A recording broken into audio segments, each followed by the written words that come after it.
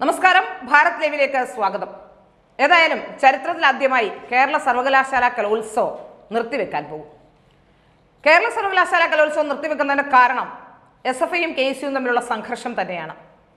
കേരള സർവകലാശാല കലോത്സവങ്ങളെല്ലാം തന്നെ പണ്ടുതൊട്ടേ കേരള സർവകലാശാലയിൽ എല്ലാ സർവകലാശാലയിലെയും കലോത്സവങ്ങൾ നിയന്ത്രിക്കുന്നത് പണ്ടുതൊട്ടേ ഇവിടെ SFIക്കാരാണ്. അതിന് KSU ആണ്. യൂണിയൻ ഭാരവാഹിത്വം KSUവിന് ഉണ്ടെങ്കിൽ പോലും പലപ്പോഴും KSUക്കാരല്ല, SFIക്കാരാണ്. അതായത് കേരളത്തിലെ സാംസ്കാരിക രംഗം SFIയുടെ കുത്തകയാണ് എന്നാണ് വെപ്പ്.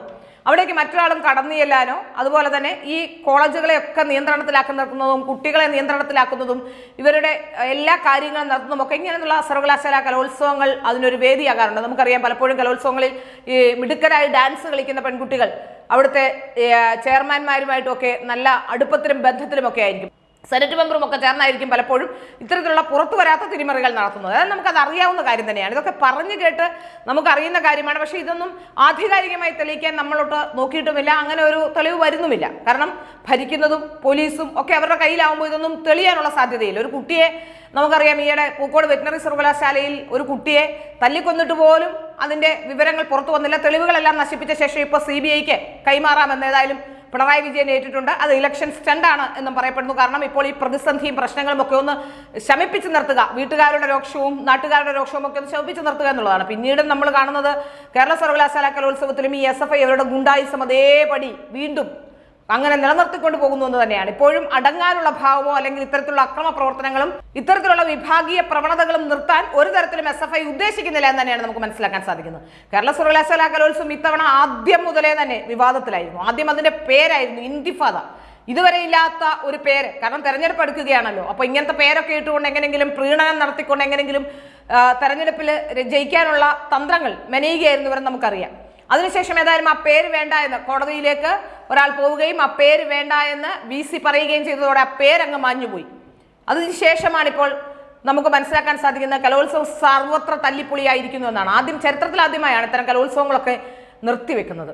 ഏതായാലും കലോത്സവവുമായി ബന്ധപ്പെട്ട് അതിനിടയിൽ മറ്റു വിവാദമുണ്ടായത്, വേദിയിൽ വെച്ച് ഈ കലോത്സവങ്ങളൊക്കെ നടക്കുമ്പോൾ സിനിമാ താരങ്ങൾ പണം വാങ്ങിക്കാതെ വരണമെന്നും മമ്മൂട്ടി ഒരു പണവും വാങ്ങിച്ചിട്ടില്ല ഇങ്ങനത്തെ കലോത്സവങ്ങൾക്കൊക്കെ വരുന്നതെന്ന് പറയുകയും നവ്യ നായർ വേദിയിൽ വെച്ച് തന്നെ താൻ 5 പൈസ വാങ്ങിക്കാതെയാണ് വന്നതെന്ന് തിരുത്തുകയും ഒക്കെ ചെയ്തതും ഒക്കെ വലിയ വിവാദങ്ങളും ഒക്കെ പുറത്തു വന്നിരുന്നു.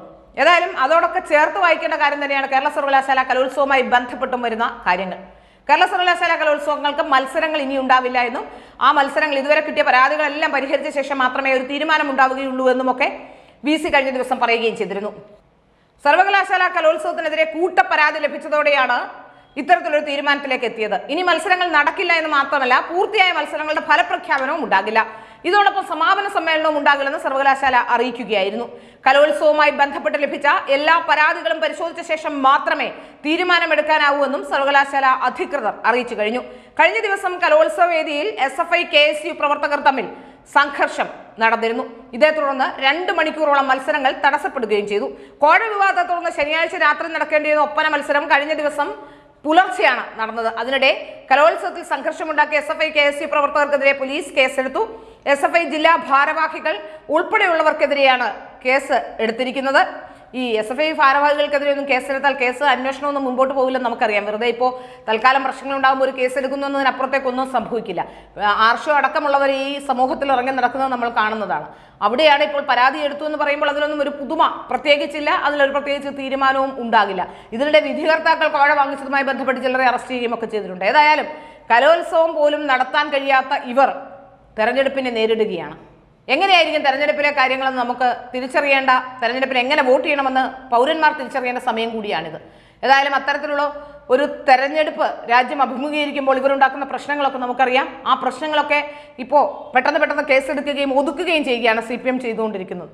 പൂക്കോട് വെറ്റിനറി സർവകലാശാലയിലെ വിദ്യാർത്ഥിയുടെ മരണവുമായി ബന്ധപ്പെട്ട് പോലും 10 ദിവസം യാതൊരു അന്വേഷണവും നടക്കാതെ പ്രശ്നങ്ങളും പ്രതിസന്ധികളും ഉണ്ടായപ്പോൾ അന്വേഷണം നടത്തുകയും തീരെ നിവൃത്തിയില്ല എന്ന് വന്ന ഒരു ഘട്ടത്തിൽ അതിന്റെ ക്രൂരതകൾ എണ്ണി പുറത്തു വരുമ്പോൾ അത് തീരെ നിവൃത്തിയില്ല എന്നൊരു ഘട്ടത്തിൽ CBIയിലേക്ക് അന്വേഷണം വിടാം എന്ന് പിണറായി വിജയൻ സമ്മതിക്കുകയുമായിരുന്നു. ഏതായാലും പിണറായി വിജയൻ ഇന്ന് വരെ ആ കുട്ടിയുടെ വീടൊന്ന് സന്ദർശിക്കുക പോലും ചെയ്തിട്ടില്ല.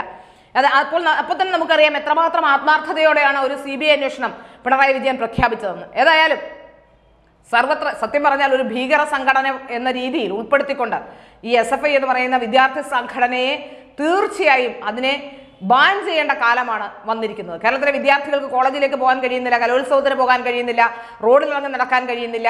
അതായത് അവരുടെ കൂട്ടത്തിലുള്ള വിദ്യാർത്ഥി സംഘടന, അതായത് CPIയുടെ വിദ്യാർത്ഥി സംഘടനയെ പോലും പ്രവർത്തിക്കാൻ അനുവദിക്കുന്നില്ല.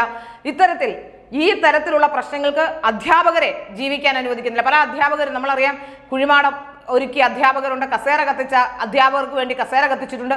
അപ്പോൾ ഇങ്ങനെ ചെയ്തുകൊണ്ടിരിക്കുന്ന ഇവരുടെ ഈ സംഘടനയെ സത്യത്തിൽ നിരോധിക്കേണ്ട സംഘടനകളുടെ ഗണത്തിൽപ്പെടുന്ന ഒന്ന് തന്നെയായി മാറിക്കൊണ്ടിരിക്കുന്നു എന്ന കാര്യത്തിൽ സംശയമില്ല.